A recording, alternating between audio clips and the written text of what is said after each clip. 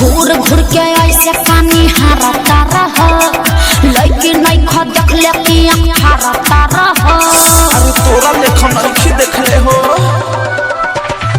घूर घूर के ऐसे पानी हारता रह लड़की नहीं खो देख ले कि हारता रह रूपा हमार काया टच करता ए सुना ना उठा मलिया से ओढ़निया तोहर मैच करता उठा मलिया से ओढ़निया तोहर मैच करता उठा मलिया से ओढ़निया तोहर मैच करता सच्चा उठा मलिया से ओढ़निया तोहर मैच करता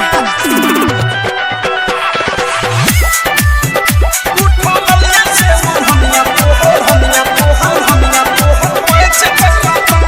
जवान भइलू उतने तोर डिमांड बढ़ता अरे सोनावा के पानी जैसे पानी चढ़ता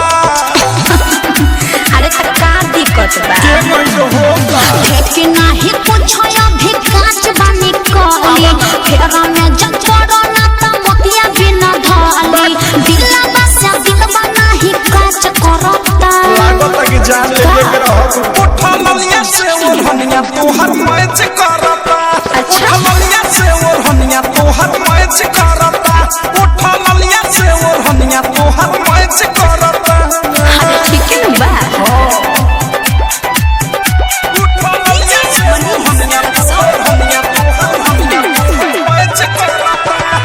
डायमंड रिकॉर्डिंग स्टूडियो छाना सोचा तारू कभी तू अलहता चला हो